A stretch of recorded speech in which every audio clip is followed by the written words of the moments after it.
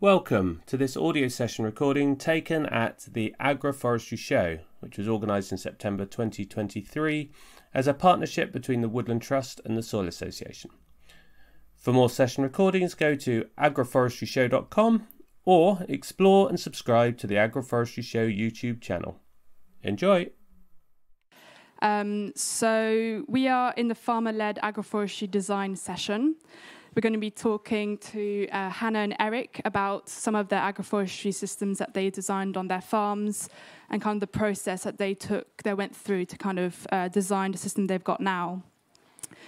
So we'll be spending about sort of 30 to 40 minutes hearing from them, and then we'll have a chance at the end to have a Q&A session. I'm Emma. I work for the Forest for Cornwall, where we're funding and advising farmers on agroforestry. And I recently completed a master's in agroforestry, so I'm really excited to be at the first Agroforestry Show and to have this discussion with you today. As you know, trees have a massively important role to play in maintaining yields in an ever-increasing hostile environment and can be a solution to many farm-based problems such as soil erosion and loss in wind exposure. However, before planting trees, it's really important to think about planting the right tree in the right place for the right purposes, thinking about the objectives and the motivation for tree planting, as well as the end product market and management tools required before thinking about the tree selection or even the design choice. And as the farmer, no one is better placed to understand the long-term vision for the trees and the lay of the land and the challenges that come with each farm. So I'll pass over to Hannah now so she can talk a bit more about how agroforestry on her farm. Hello everybody. So I'm a farmer in South Yorkshire. As Emma said, we're going to just give you a little overview of two examples of farmers that have recently put agroforestry in.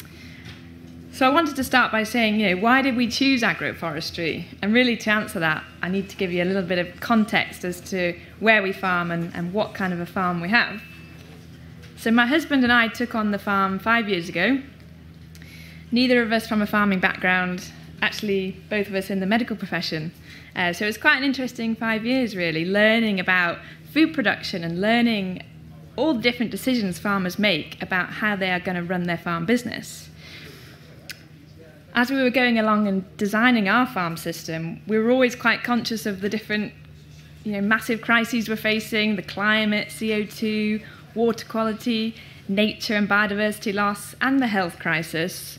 And I do feel that farms are well placed to help address some or all of these problems. So we've always tried to keep that in the back of our minds when we've made farming decisions. And part of that has been we've converted the land to organic production, and we now produce organic cereals, hopefully destined for a human market, so milling wheats, oats, that kind of thing. So then we started thinking about agroforestry, and the prime reason we first thought about it was really we had this wonderful mentor, a guy called Stephen Briggs, who farms in Cambridgeshire. He studied agroforestry on his Nuffield scholarship, so he spent 2 years looking at systems around the world, was very convinced of their benefits, and came home and put a system on his own farm. So we were able to go and see that, and that was great to see a real-life example, to chat to a farmer, to hear about the pros and cons of the system. So that got us thinking. And then we went around the UK and saw a few other systems. Now, there's loads of benefits of agroforestry, and I'm sure you'll hear some of them over the next 2 days. But I think we realised, actually, you don't have to subscribe to all the benefits, and it's about picking out the key things that suit your farm, and that's going to determine the system that you design and create. So there were a few things that really sounded good for our farming system. Predominantly, we feel we are an arable farm, and we're about growing as good a quality, reliable, sustainable grains for human consumption as we can. So for us, putting trees in our farm system was about, can we improve the environment where we're growing these grains?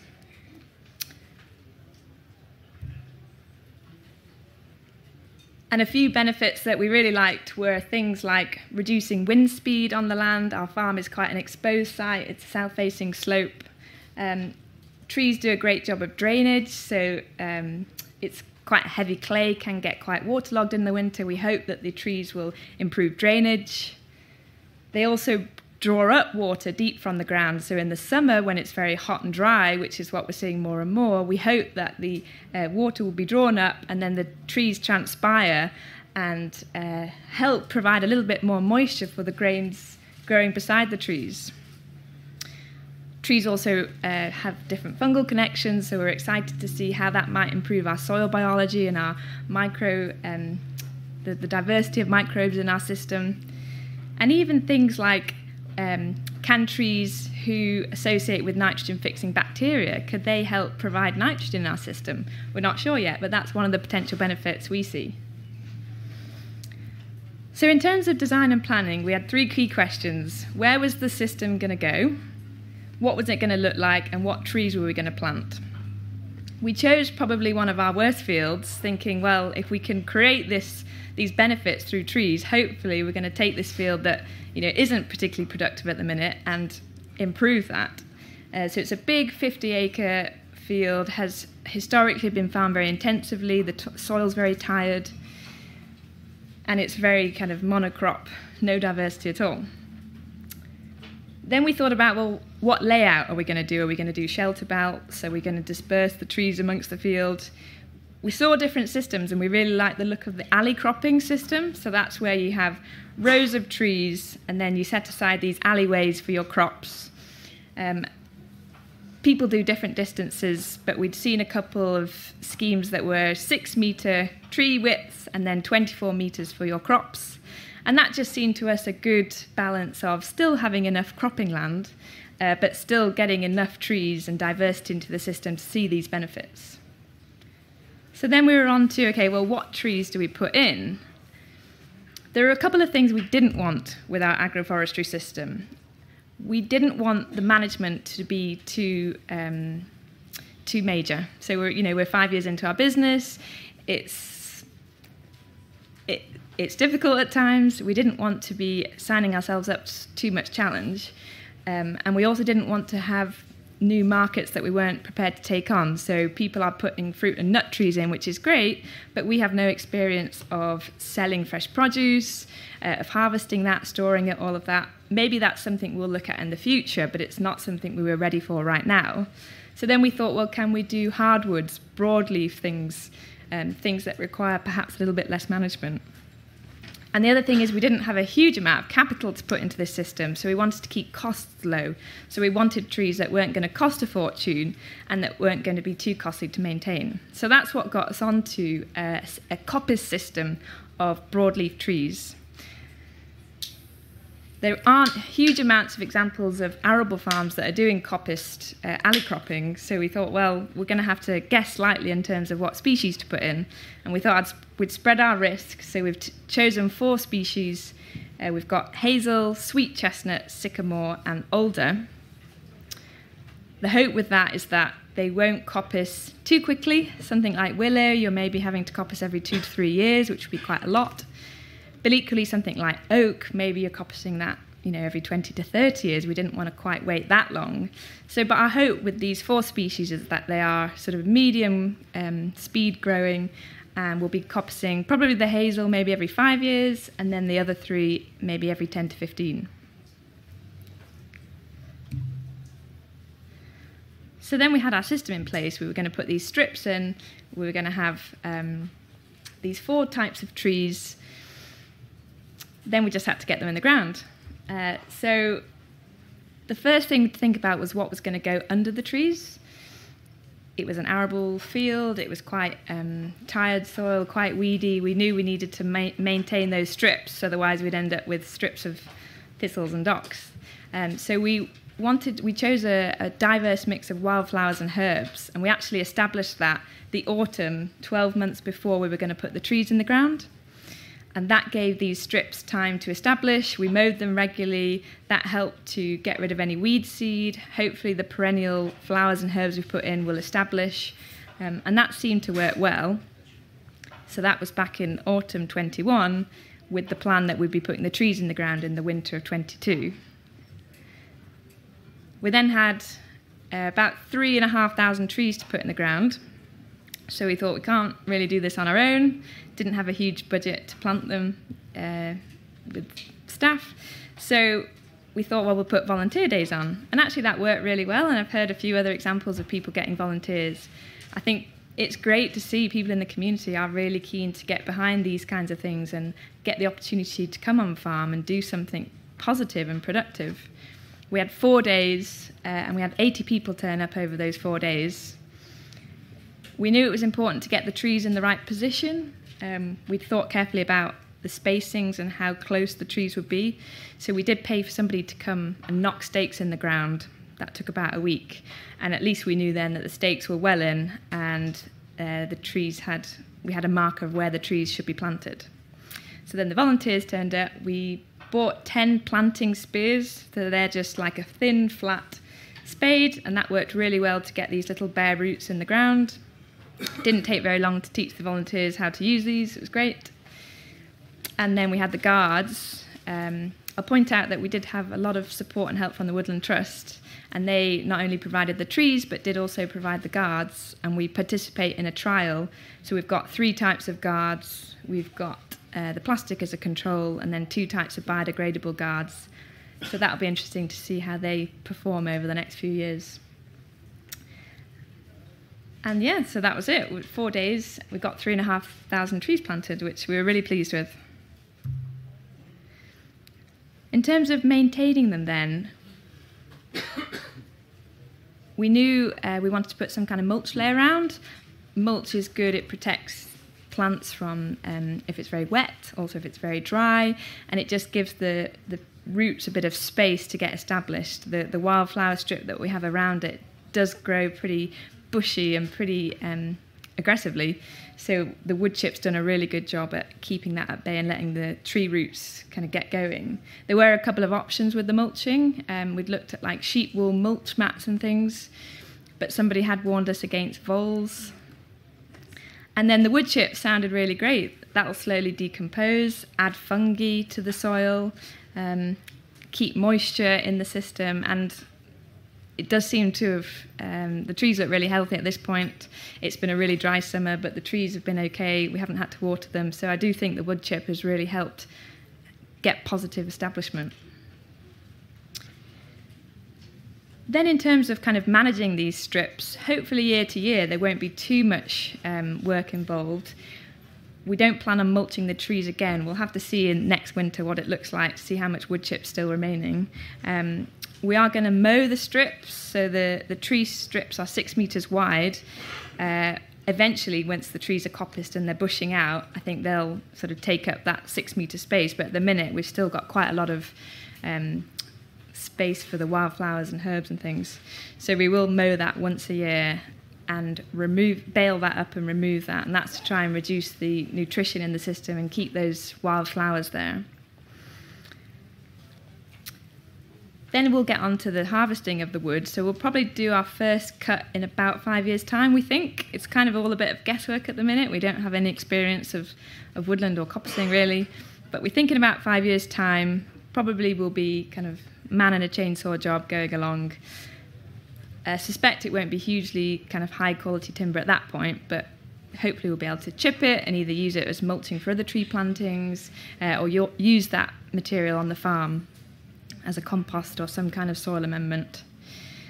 And then we'll kind of be into that harvesting rotation. We plan to do about 2 to 3 strips a year, so not a huge amount of work, hopefully. The hazel, as I say, every 5 years, and the others on a bit of a longer rotation. So hopefully we feel like we've designed a system that will add benefits of having those trees in the farming landscape without adding a huge burden or a huge kind of cost risk to our farm business. And that kind of brings me on to the financial side, because of course we can talk about all the benefits of sustainability, but the financial sustainability has to be in there. The Woodland Trust were brilliant in terms of the sort of upfront capital funding. So as I mentioned, they funded the trees, the guards, the seed mix underneath the trees. Without their funding, it would have cost us about £5.60 per tree to get it in the ground, whereas with their funding, it cost us about £2.50. So we're happy, we feel like we've done a cost-effective scheme. It's difficult to project kind of the ongoing costs of maintenance and management. A lot of it can be done within hand. We've got a little mower ourselves, a baler. We will also prune the tree roots to stop them growing into the arable crop and hopefully encourage them to grow down. But that can be all done kind of off-season during the winter time. And then the harvesting will incur costs, but hopefully the product of the timber will, even if we break even on that front, actually, we've got a system where we've got potential benefit for the arable crops with a system that isn't costing us. Of course, there is subsidies and different private funding coming through for these schemes, which is great, and we feel we are trying to align ourselves with these schemes. The flower strip underneath the trees will qualify for the SFI, the IPM flower-rich mix, so that's great. And obviously, hopefully we'll hear more about the SFI agroforestry scheme, because that will help fund the ongoing maintenance and sort of recuperate some of the cost of taking out this land from arable management. But of course there are also benefits that you can't always put a figure on, and that's what we're really excited to see. How is it going to improve our soil health, our crop health, our crop rigour and yields? Benefits such as improving that story as a farmer and connecting with consumers, and we look forward to bringing consumers onto the farm and showing them what we're doing. And it is a beautiful thing having these trees. It really breaks up this very otherwise monocrop, quite barren looking field. It suddenly looks exciting, it's diverse, and there's a real beauty there which you can't put a financial value on, but we feel very excited that we've been able to achieve that. So yeah, that's our example of what we've been able to achieve.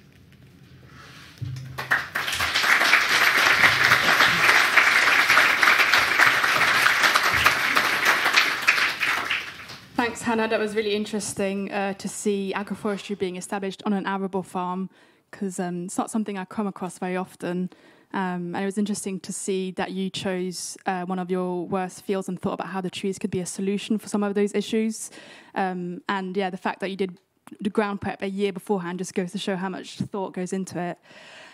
So I'll pass over to Eric now of Good Small Farms, who bought a farm on the outskirts of Stroud with the intention of producing food for the local community using regenerative techniques, and agroforestry was one of the first things he implemented. So over to you.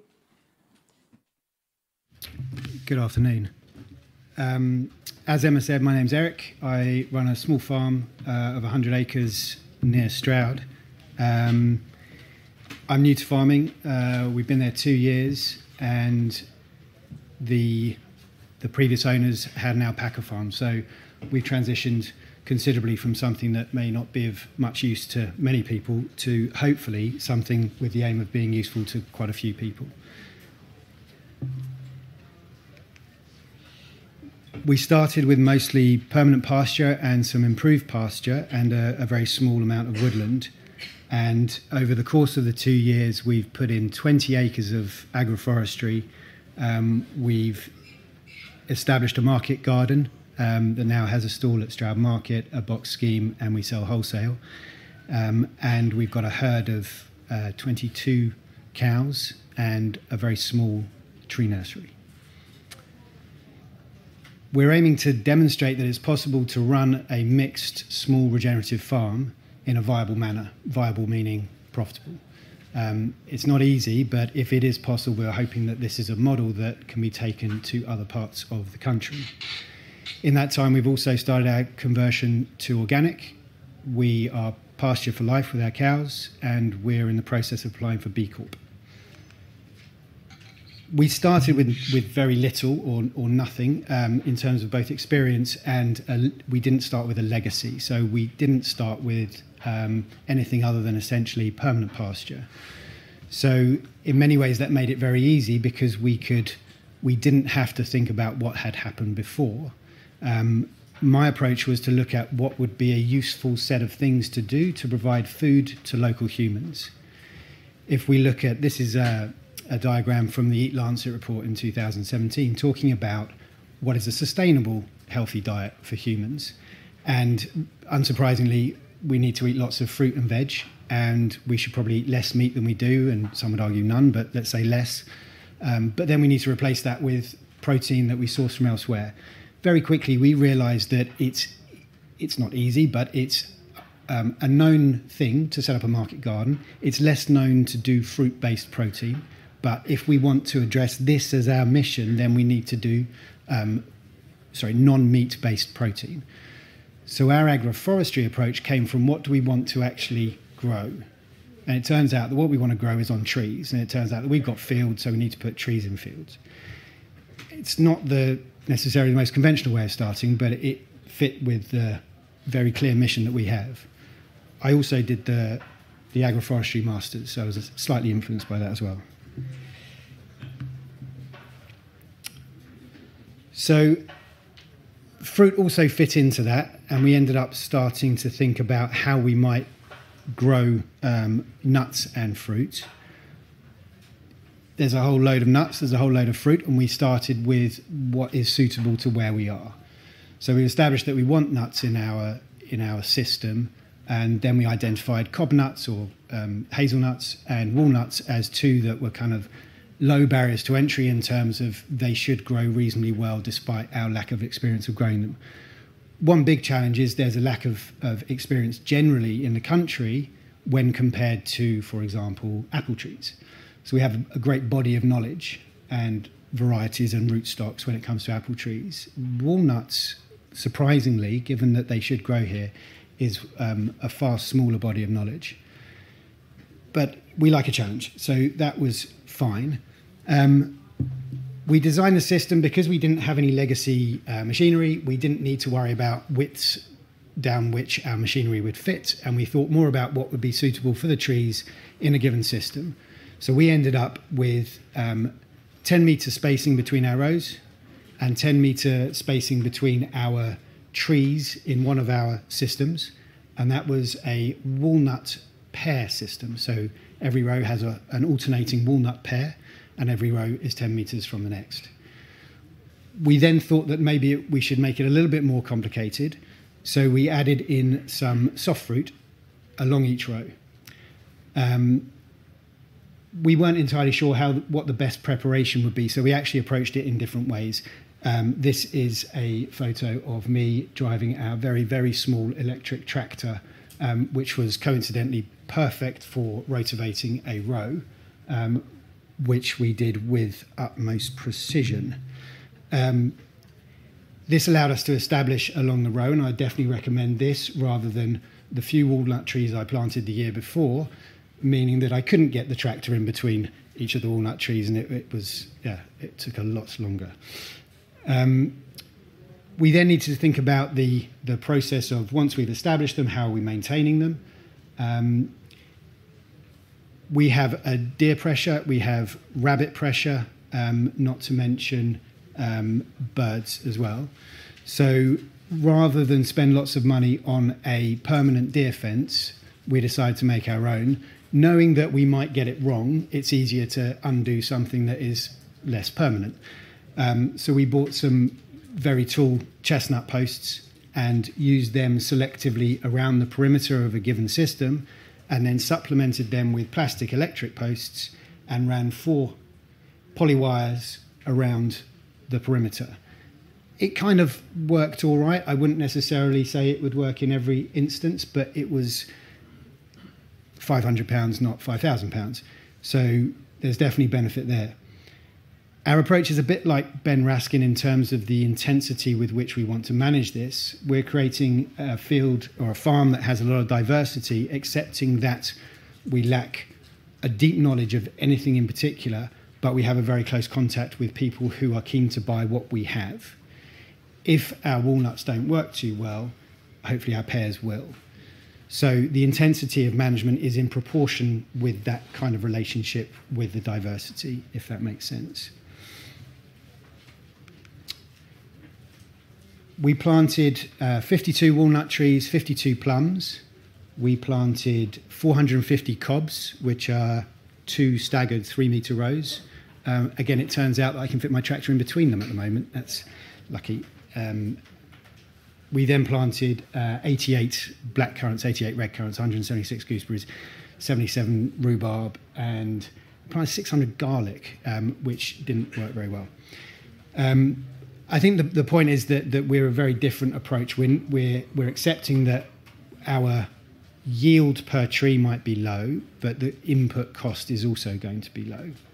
And that's a thing that we have decided at the forefront, rather than spending lots of time hopefully getting it right. We're going to get it mostly right. We did spend a lot of time mulching. Sorry, this is not a photo of mulching. This is a photo of us planting 28 kilos of raspberry in the winter. That so far has lost the battle against the grass, but we still have hope. In terms of mulching, there's lots of chat around what the best approach is. We've done a few things. We've used an organic approved mulch mat, which is very expensive and ineffective. We've used nothing. We've used clover, and we've used individual wood chip on trees.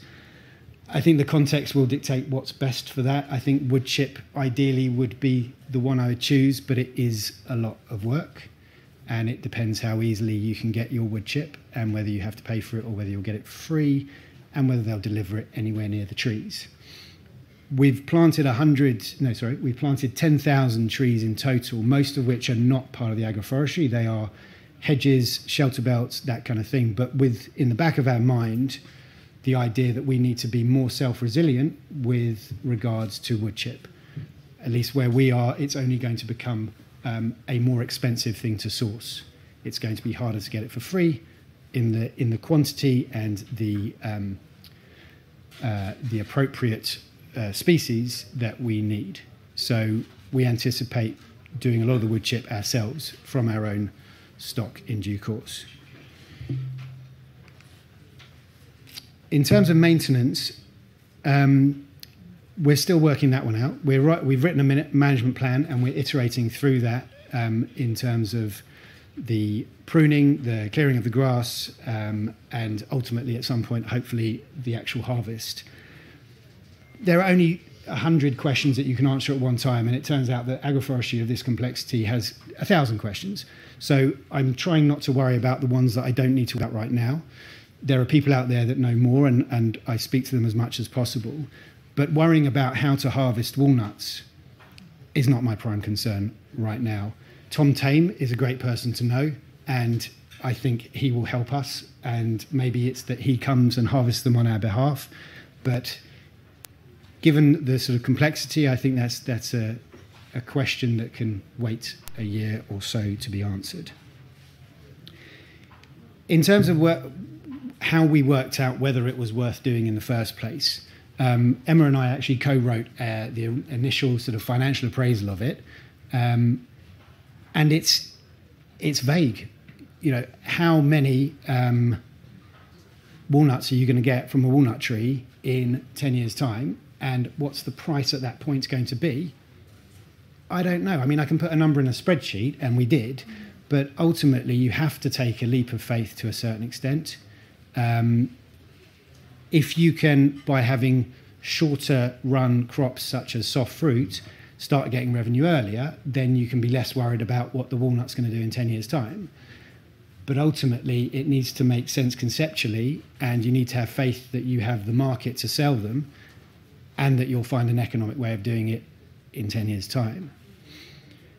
This is just a reflection of the cycles that you go through, agroforestry being, at this complexity, a walnut cycle being 80 years, a pear tree being 10, 15 years, a soft fruit bush being 5 years.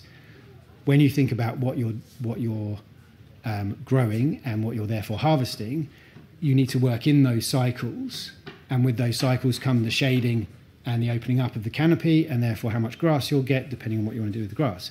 So our approach was to make sure that we understood that there was a market and that there was a persistent market, and we're lucky enough to live in Stroud.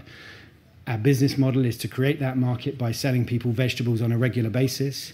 When we have meat, fruit, nuts, we sell to the same people, and it costs us very little in terms of that marketing process, that sales process. So we know that of the value of that walnut, we will get the most of it. So the next steps, we're looking at increasing our agroforestry. We're looking at increasing our woodland as well.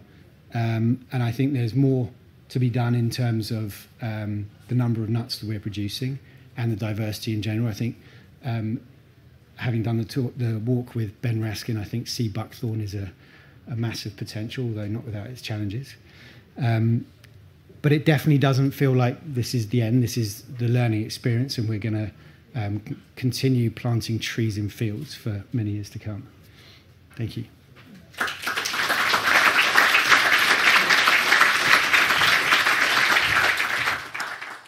Great, thank you, Eric. That was really interesting to see the amount of diversity you planted and some of the financial projections you did to kind of get an understanding of what you were getting yourself into.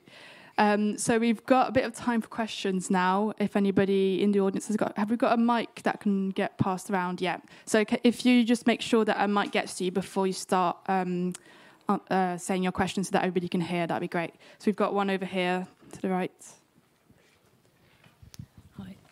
Yeah, I think this might be a question just for Hannah, and it was just to do with the coppice products. Did you say hazel, sweet chestnut, sycamore, yes, and alder or elder? Alder, yeah. Okay, I was wondering what you're coppicing them, but what are you actually doing with with what you yield? Yeah, and we expect that market will change depending on the quality. So early on, the advice is that actually the quality of the timber might not be so brilliant. We might get some hazel poles that can go into local gardening markets.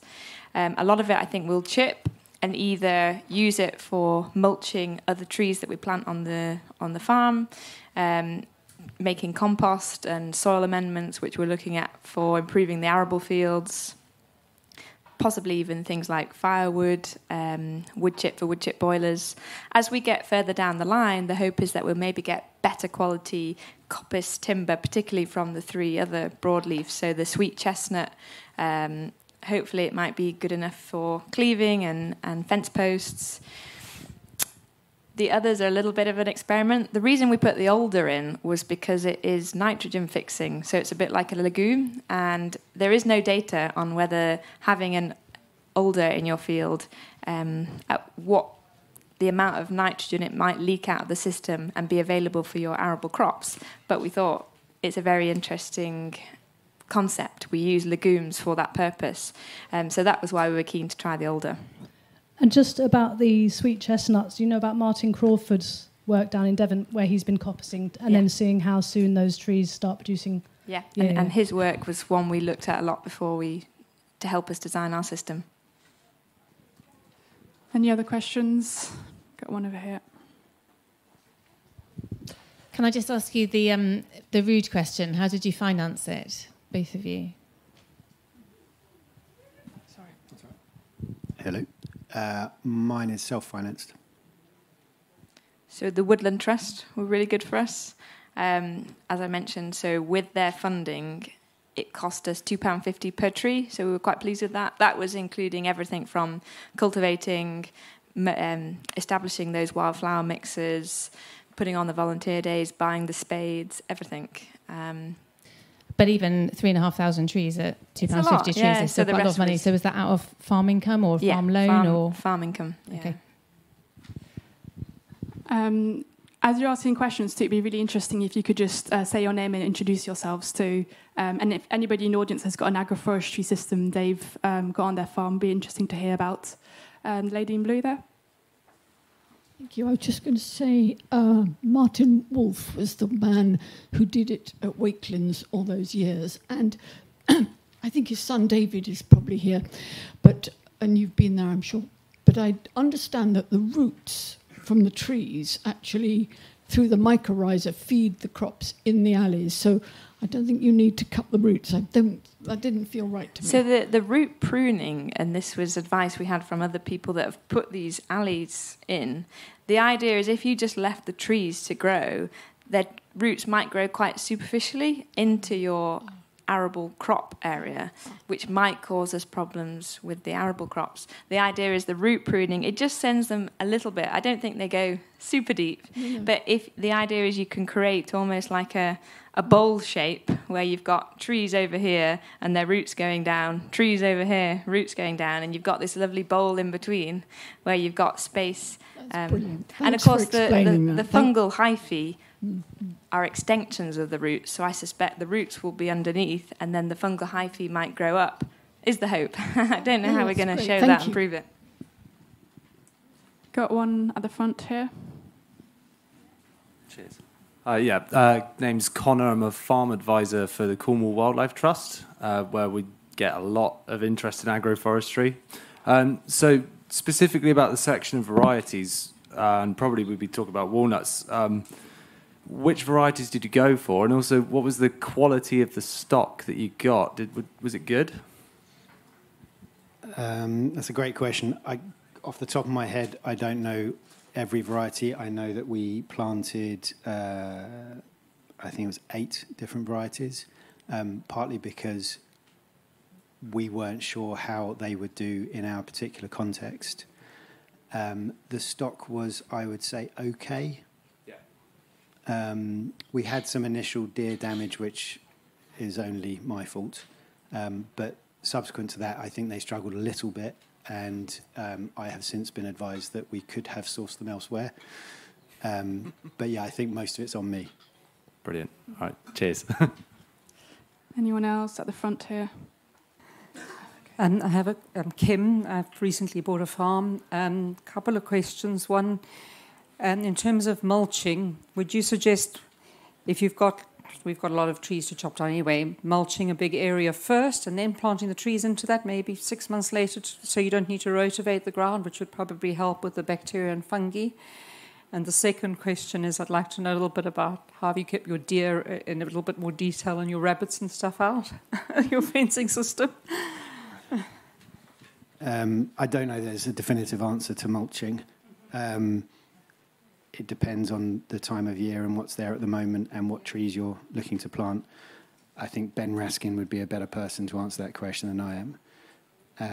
In terms of the electric fence, we use Gallagher S100 mobile energizers. So they're solar powered. They last a reasonable amount of time, but the perimeter, it turns out, for what we have is probably a mile because we're doing 4 lots.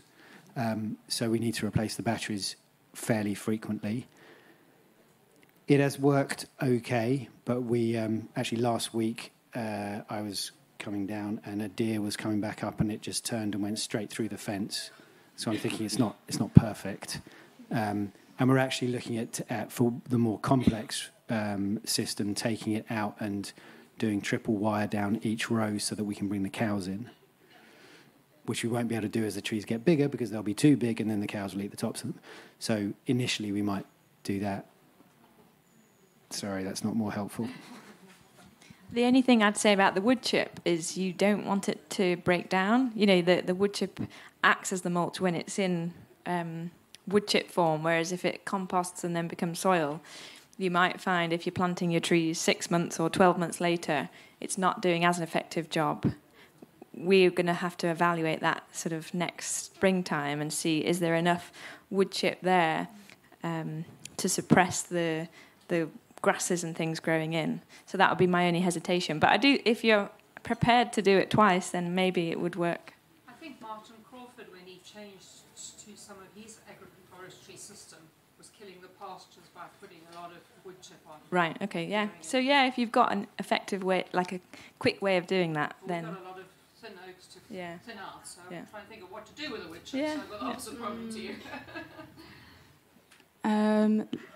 Who was it? Lady in glasses at the back there. Hi, probably a question for both of you. Sorry, my name's Chelsea. I'm from Wiltshire Wildlife Trust, Nature Recovery Lead. We have got an agroforestry site which is silver arable at the moment, over 26 hectares of organic land. It was very much a test and trial, and we are looking into walnut agroforestry in a slightly different kind of setting. But my question really is, A lot of my work is with landholders, and unfortunately a lot of it does come down to financial sustainability. So it's brilliant that you've had the support of Woodland Trust and you've been able to keep the cost low enough that you felt it was a worthwhile investment. Sometimes those conversations are a little bit more tricky. And I was wondering if you did any baseline in a tool which you felt might support you in the future with kind of like private finance investment, biodiversity, carbon, anything like that. No. But we did think about it, and we took the call that we're not in farming to farm carbon per se. And so we're not doing any biodiversity net gain for the same reason. We will achieve both of those things, but we want to focus on demonstrating that we can make money out of growing food. For us, in terms of kind of cost effectiveness, we've got baseline data of how that field was performing from an arable perspective before the trees went in. And I think it'll be really interesting over the next 5-10 years to see how that changes, and that will really convince us what the cost sort of value is. Carbon seems very contentious, and there's been a lot of concern about offsetting and selling your carbon credits. One thing we do is we work with Soil Capital, and it's an insetting program, and it's just on a yearly basis, and it's payments for rewarding farmers for practices that are beneficial for carbon sequestration. There's no actual carbon testing, but it's just practices are known to be positive, and obviously tree planting is one of those. So the trees will form part of that payment for us. It's not a huge thing, but it definitely does help provide some financial incentive. At the front here. Hi, I'm Alex Gray. I'm a land management lecturer up in Leicestershire. I've got a 20-acre agroforestry system, very similar to yours, but we graze in between. I just wanted to share, I've put in Italian alder, and that's really hedging your bets with that because it's both drought resistant and can be inundated with water, and it's by far and away the most successful thing we've put in. Thank you for sharing. Anyone else in the hat and then at the back? Sam Riley from the Forestry Commission. Question for both of our speakers. Having done one round of agroforestry, or this much agroforestry, would you do any more in the future? Yes. Yeah, and probably quite differently from how I did it to start with. I think along the same lines in terms of, I think we need more fruit and nut, but maybe a little bit wider spacing, because even though I was reluctant to be dictated to by the size of the machinery, I've got quite large plump cows, and it's a little bit close as to whether they'll fit in the rows without really destroying it, or having a bit of argy-bargy that we don't need. And for us, yes, too. We were very convinced of the benefits of this system, and that applies to all the other fields on our farm.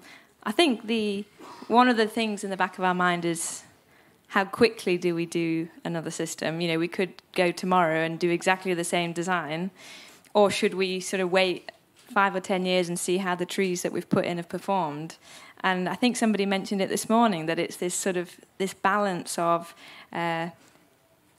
wanting to learn and see and know the perfect answer of what to put in the ground, and part of it is just giving it a go and seeing what works and acknowledging that there will be some errors. So I think hopefully from a financial view we'll just keep rolling out small bits around the farm, and eventually include trees in as many kind of arable fields as we can achieve. I think we had a few questions at the back there. Yeah. Hi, this is a question for Hannah. I'm Fred. I'm an arable farmer in Northamptonshire. Love the idea of low maintenance agroforestry. Will the results be published anywhere, and is there somewhere that we can see and follow the progress? No. My Instagram?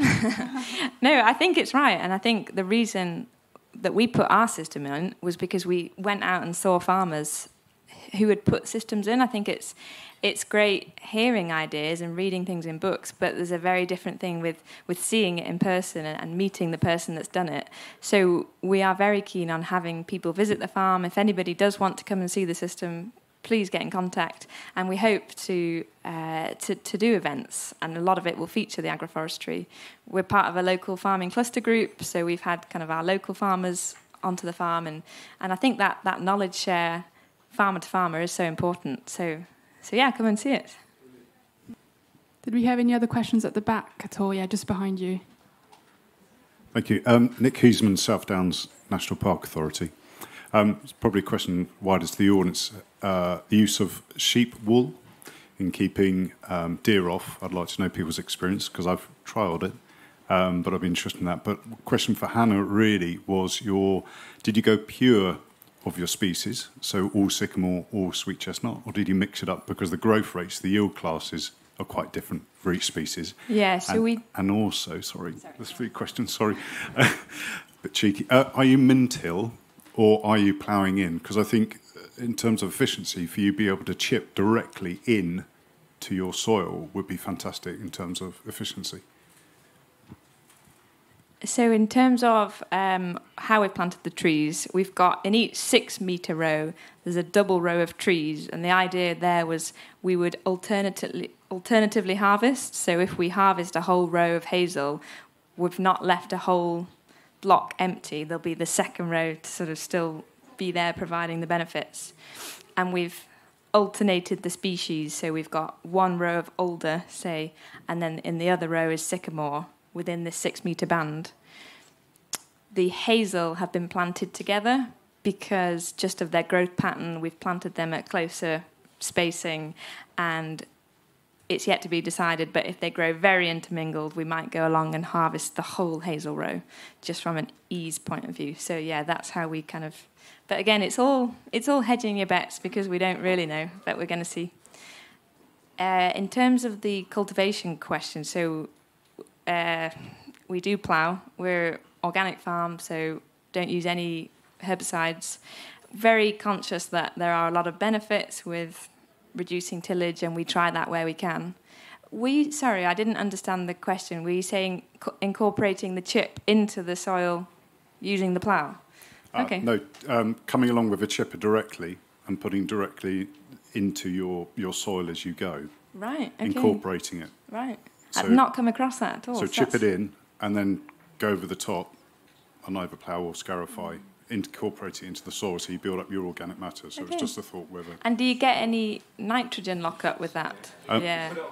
Put it on the surface. Yeah. So I've seen Ian Tolhurst, he does like a 2-year break crop with lots of different species, and he applies, rather than applying compost, he will mulch this multi-species lay and then apply wood chip directly, and that seems to be doing amazing work. So that's something we could potentially look at. And the sheep's wool, you get loads of voles. You make a vole's nest. It mulches really well, but you do get a lot of voles moving in. It's prime real estate. Yeah.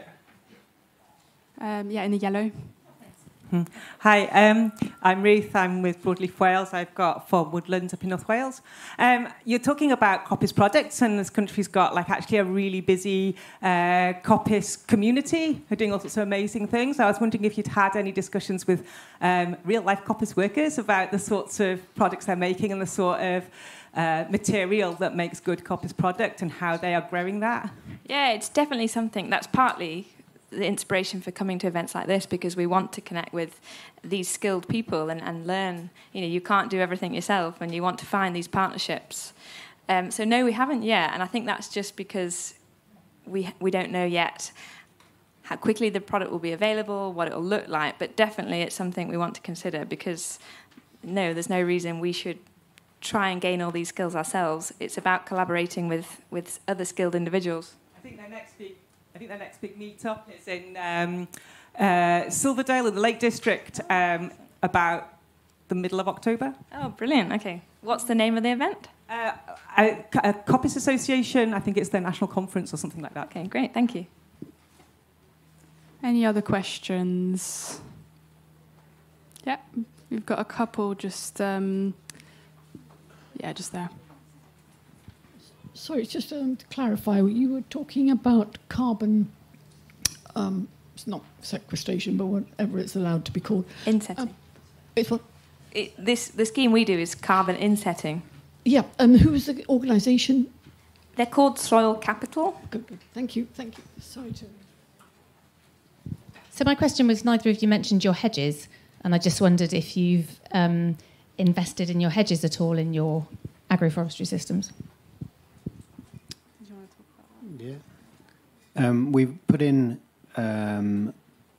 probably a kilometre's worth of hedges around the farm, and I think that will continue. There are plenty of opportunities for that. We've done lots of other sort of agroforestry type stuff.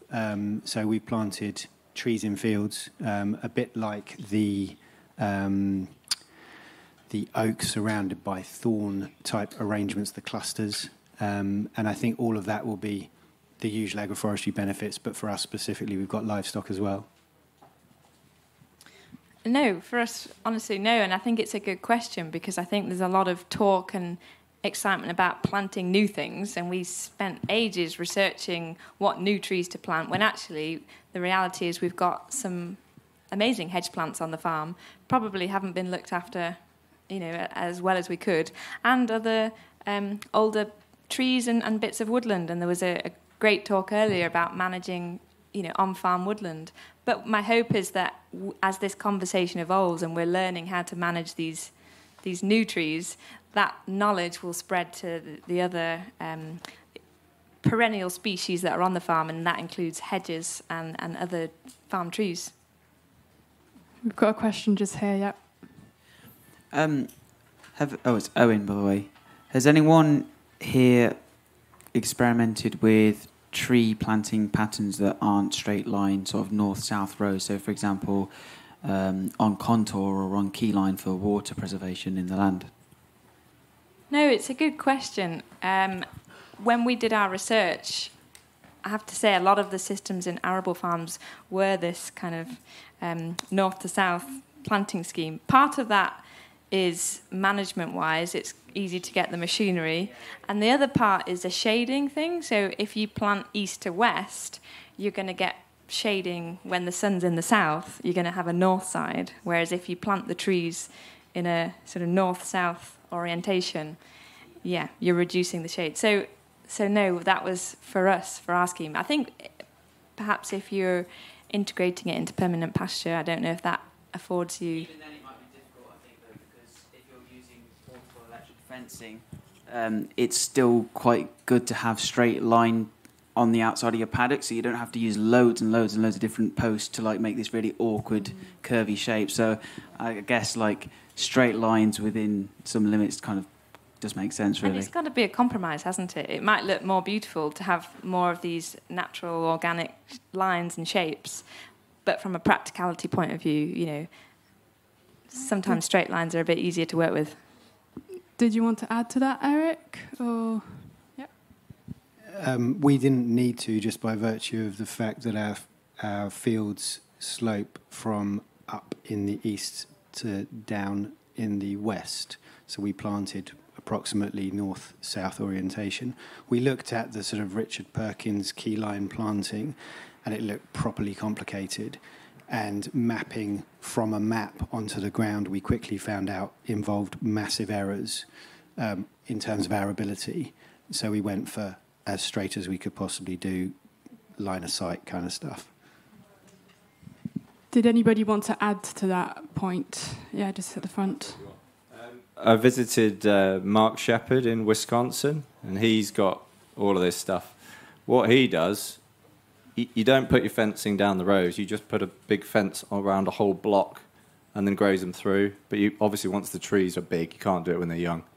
But it was amazing. The water utilisation there was excellent, and I came away thinking you might be able to get water companies to subsidise this.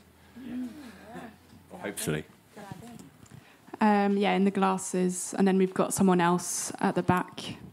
Hi, just a really quick comment just on the curved rows and bits and pieces, but we did manage to put in silver arable with curved rows that were kind of trying to aim to reduce any kind of soil erosion or wash off down towards the brooks that were surrounding our fields. It did take quite a bit of resource. We had a team out doing GIS mapping of where we wanted the rows to go and the curvature of those rows, so that they were all nice, still neat, perpendicular, the same kind of distance between each. When we then gave that over to the tractor driver, he had to have a specialist out to help our tenant farmer, who got very annoyed and went to the pub instead and came back when it was already part underway. But it has worked. It was challenging, though, I've got to say. And we did have a bit of grumbling from the farmer for a little while about the fact that he's now having to kind of go on a curve with his machinery rather than straight. But it looks wonderful. I'm sure we'll see how it develops and if there's any benefits to that, but yeah. Did you want to add to that, Eric? Yeah, we planted one hedge and we ploughed it first, and we created a bund all the way along, and it was on a slope. So the idea is that you're slowing the flow of water off the field. It wasn't technical in terms of mapping contours or anything, but pragmatic. We then planted the hedge into the highest part of the bund. So I think we had a question at the back, in blue. My name is Ed, and I'm a grower based in South Oxfordshire. I just wondered about, firstly, for both of you, did you have to water the young trees at all, like during the dry summer of 22, and this spring was pretty dry? So I went to visit Eric. It was about June time, and he was showing me all his leaky hose and very much looking after his trees, and I was thinking, oh my goodness, I haven't even thought about it. I think for us, we have about a huge amount of tree lines, essentially. To try and water would have been such a huge investment. Actually, the trees themselves weren't worth the value to spend that time watering. We did get very nervous in June time when it was really dry, but actually the trees seem to have been absolutely fine. And I do put that down to, one, we are on nice clay soil, so there is moisture there. But two, the wood chip mulch did seem to do a really good job of keeping moisture in. And three, the wildflower strips were amazing. They were up to here, full of moisture and dew in the morning time, stopping any evaporation of water. So no, we didn't have to water, thankfully. We had a bit of a mixture. You asked, did we water? Whether that question should have been, should we have watered? I think there's always the opportunity to water, but if you're paying £1 a tree, you've got to weigh that up. For a 20, 30 quid walnut tree, there's more incentive.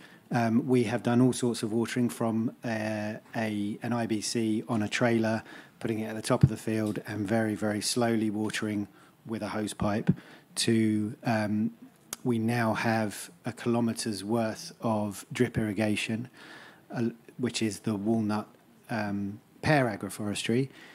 We're feeding that off a spring, but that took a lot of work, and a lot of cost. It's a complicated thing to do, and you need to be really invested in it being worthwhile. So I would say, if you do have high value trees and you can get a source of water to them, then have the system in place should you need it, but mulch like a fury in the hope that you don't need it. Okay, and I just had a second part to the question then, actually, for you, Eric, about the market garden and whether you'd put fruit trees in there. Oh, yeah, so, because I've had experience of sort of having to